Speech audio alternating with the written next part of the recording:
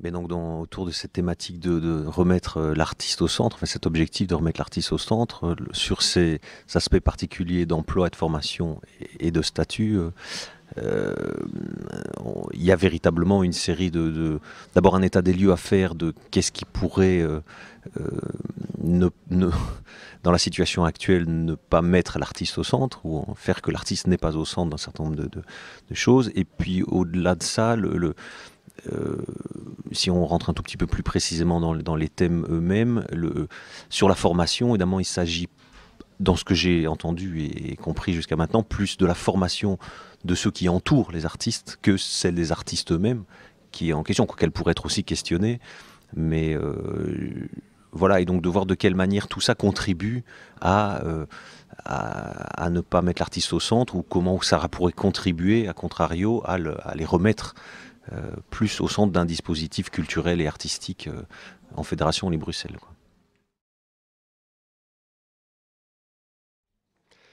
Mais je pense que, ça va dans le sens du travail et de l'esprit dans lequel je développe le guichet des arts. Je pense qu'il est vraiment fondamental de mettre un certain nombre de sujets, de débats, de questions en perspective à moyen ou long terme. C'est quelque chose qui a énormément manqué aux différents secteurs de la création qui sont relativement cloisonnés et sur lesquels on n'a jamais posé un regard transversal. Or, aujourd'hui, nous vivons dans un pays où il y a une multiplicité, je dirais, de couches entre peut-être la dimension fédérale de notre État qui est compétente sur les régimes de travail, l'organisation sociale et donc les différents statuts de travailleurs, les régions qui sont compétentes sur les politiques d'économie et d'emploi et les communautés qui sont compétentes sur les matières qui relèvent des politiques culturelles, il y a déjà une transversalité à construire et c'est cette approche, je dirais, globale à partir des besoins que nous identifions au sein des secteurs, c'est-à-dire des besoins des artistes en matière d'outils pour leur permettre de dynamiser leurs projets, pour remplir leurs objectifs en matière de production, de diffusion, de communication, c'est-à-dire que pour que cette culture belge francophone qui se construit, qui s'invente ici, soit mieux valorisée, mieux encadrée, là je crois que, je dirais, l'objectif c'est vraiment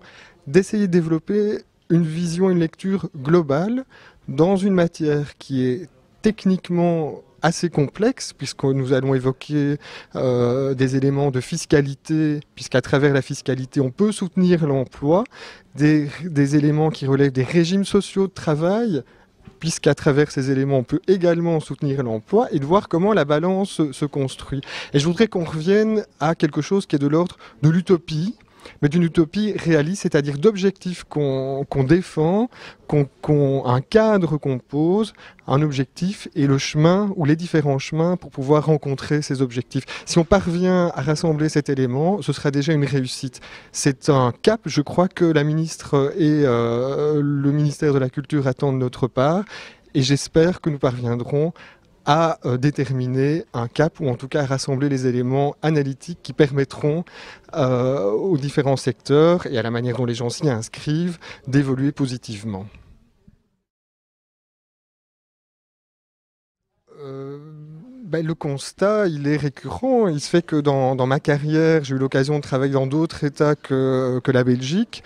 Et ça fait plus de 20 ans que j'évolue dans le secteur artistique, que ce soit en France, en Italie ou sur d'autres terres et dans différentes régions de l'Union européenne, je constate que les mêmes problèmes sont posés depuis 20-25 ans et certainement avant que je ne commence à m'y inscrire. Or, les solutions existent, j'en suis persuadé, mais elles passent par une meilleure coordination des besoins identifiés et par une approche globale des problématiques et pas des solutions globalisées. Il n'y a pas un chemin pour chaque artiste et chaque situation, mais il y a une diversité que nous devons analyser et des préconisations à réaliser. Donc les constats sont là, mais ils sont déjà formulés depuis un certain temps et vécus malheureusement par beaucoup et trop souvent vécus par beaucoup d'artistes.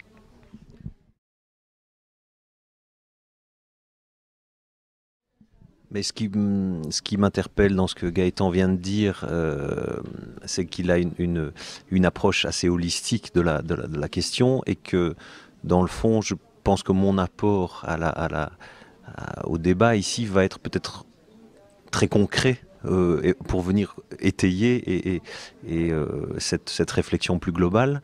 Oui, je constate en tout cas à travers mes différentes pratiques, mes différentes approches du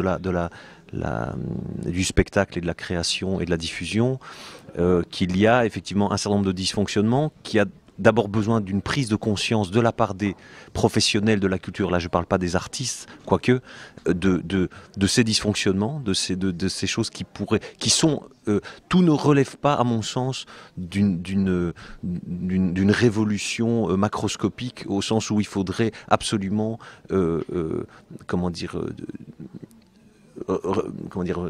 transformer totalement la politique culturelle pour obtenir des résultats. Je pense qu'il y a effectivement des transformations qui doivent être faites, mais il y a des choses qui peuvent se faire très concrètement sur le terrain déjà, et sur lesquelles on a plus de prise à plus court terme, disons. Mais oui, il y a un tas de choses qui posent problème sur le terrain, dans la réalité des artistes. Évidemment, le statut social, c'est un aspect, mais là, on est effectivement dans des chantiers qui sont complexes, parce qu'en plus, ils ne relèvent même pas de ce ministère-ci, puisqu'on est dans des problématiques fédérales. Mais je crois qu'il y a des choses sur lesquelles on a très concrètement une prise, et le cabinet ici, le ministère, peuvent interpeller les opérateurs, etc., pour déjà obtenir quelques résultats rapidement.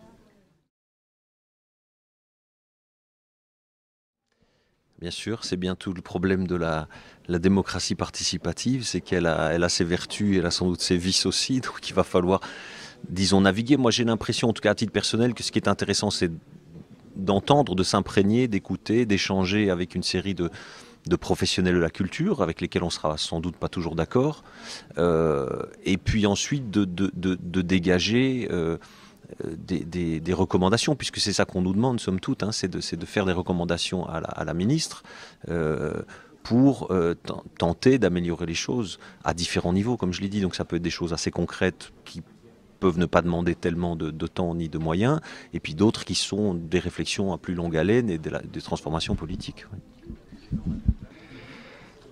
Alors, je vais proposer, puisque nous sommes dans cette dynamique et cette logique de proposition, l'angle, mais on n'en a pas discuté, on n'a pas encore échangé vraiment, mais l'angle par lequel je trouve pertinent d'aborder les choses est un angle, je dirais, qui nécessite une première étape qui soit analytique, pour pouvoir élever le débat et porter un regard, je dirais, sur des problématiques. Et quand je dis élever le débat, c'est aborder les choses sur un angle, selon un angle, qui soit départi justement de la problématique personnelle de chacun et qui soit en corrélation avec les éléments. Nous vivons dans une société qui est complexe, dans un État dont les institutions et les structures sont éminemment complexes, et donc je pense qu'il faut apporter un certain nombre d'informations, il faut nourrir ce débat d'éléments, je dirais, qu'on possède, analytiques. Par exemple, on parle de politique d'emploi, eh bien, quels sont les accords du secteur non marchand en Belgique? Il faut pouvoir apporter toute une série de textes, d'éléments à ceux et celles qui souhaitent intégrer le débat et y participer, qui permettent à chacun, je dirais, d'aborder les éléments selon un angle plus général. C'est-à-dire que la problématique personnelle, elle est vécue, elle sera certainement exprimée au cours du débat, mais il faut se positionner dans la complexité de la société dans laquelle nous vivons, je parle bien dans sa structure, et donc nous voulons apporter tout un appareil critique, des textes, des éléments sur les politiques d'emploi, sur les politiques qui sont menées par les régions en matière d'insertion socio-professionnelle, sur le maribel social, sur les statuts sociaux, etc. Alors je sais que c'est un peu technique, et donc on va s'attacher, et au Guichet des Arts, on a quelques compétences pour le faire, mais à nourrir, je dirais, le débat déjà de ces éléments. mais également de points de vue autres de gens qui émettent de la pensée, et des pensées très intéressantes, en d'autres terres, ou même parfois en Belgique, hein, parce on a des gens qui réfléchissent quand même en Belgique, il ne faut pas le négliger. Et voilà, ça c'est une première étape. Après, il y a une méthodologie qui a été proposée, que je trouvais intéressante d'ailleurs, par le cabinet, qui a été étudié effectivement. Des textes seront soumis à une analyse et donc dans cette dimension participative du débat, il y a un travail qui va se réaliser mais qui sera toujours soumis à l'analyse et à la critique.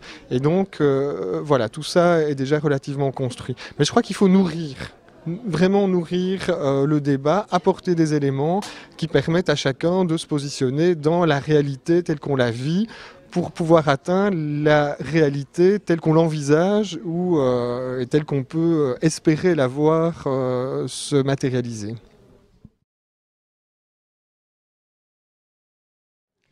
Je dirais au centre des dispositifs et des préoccupations. Moi, j'ai vécu une carrière artistique qui a duré une bonne dizaine d'années et j'ai constaté dans les années 90, fin des années 90, années 2000, qu'effectivement l'artiste était devenu... Enfin, les politiques culturelles se sont fortement maturées dans la deuxième moitié du XXe siècle pour en arriver à une grande structuration.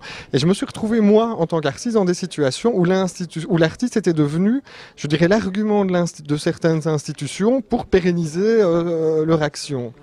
Institutions qui souvent ont été créées et portées par des artistes qui se sont battus 10 ans, 15 ans, 20 ans avant pour pouvoir gagner, je dirais. Cette évolution, on peut la constater à peu près partout. Ce n'était pas une dérive particulière, c'est simplement une manière, enfin une façon dont les choses se sont structurées, avec une offre culturelle abondante et avec un soutien pendant quelques décennies assez important à la culture et à la création. Et donc, remettre l'artiste au centre, je ne pense pas que ce soit opposer l'artiste à son institution, mais c'est peut-être le remettre au centre des préoccupations, et je pense qu'en Belgique francophone, nous en avons besoin.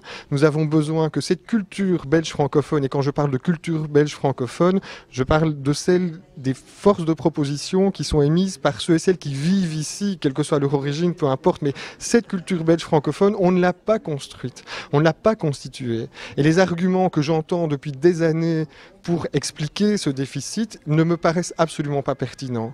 Or, il faut savoir, puisque je côtoie souvent, je me déplace souvent en France, ce savoir-faire et cette créativité belge francophone, elle est extrêmement valorisée, par exemple, chez nos voisins français.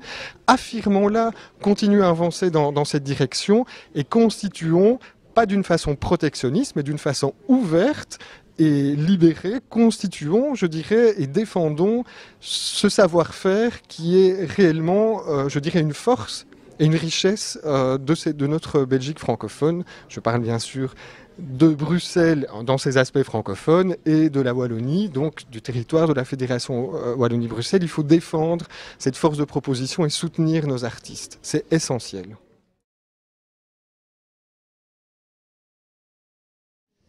Oui, bien sûr, parce que je considère, là si je prends ma casquette de diffuseur, de responsable d'un lieu de musique, que sans artistes, notre action n'a pas de sens.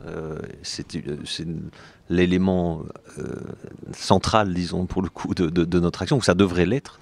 Mais évidemment aussi dans la pratique de producteur ou de créateur d'artistes moi-même,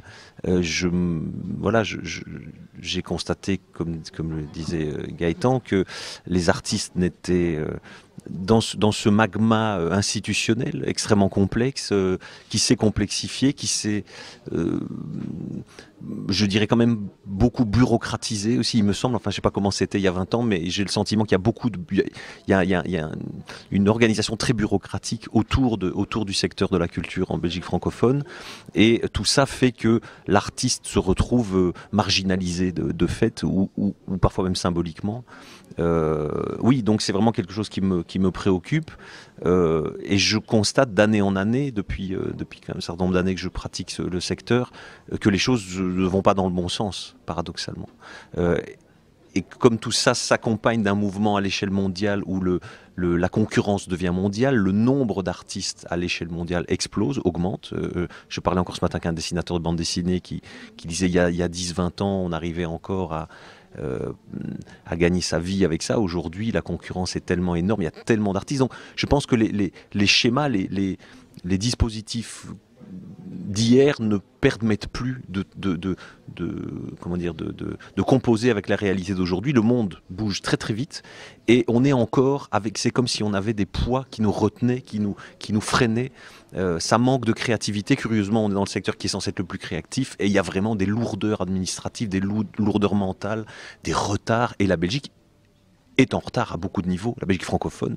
Je prends simplement un exemple tout simple qui moi, me tient à cœur parce que j'étais le premier à en faire en Belgique francophone, mais de tout ce qui est de la billetterie électronique, on est à peine en train maintenant, dans les centres culturels, de s'y mettre. Il y a 10 ans de retard quasiment. Pour moi, c'est simplement, ça raconte quelque chose. Je ne dis pas que c'est grave, je dis simplement c'est symptomatique de quelque chose, ça raconte quelque chose. Et donc, dans le constat qu'on va faire ici, que moi je souhaite qu'on fasse, c'est parce que je me rends compte que les opérateurs culturels, par exemple, ou les professionnels n'ont pas conscience de ça. On n'en avait pas conscience. C'est un débat que j'ai déjà eu plusieurs fois sur les 10 dernières années. Je me suis rendu compte que les gens comprenaient pas ce que je leur voulais quand je leur parlais d'une billetterie électronique, par exemple. Donc il y a vraiment des raideurs mentales, des raideurs culturelles, sans jouer avec les mots, qu'il convient d'assouplir à tout le moins. C'est un des thèmes, il y en a un tas d'autres, quoi.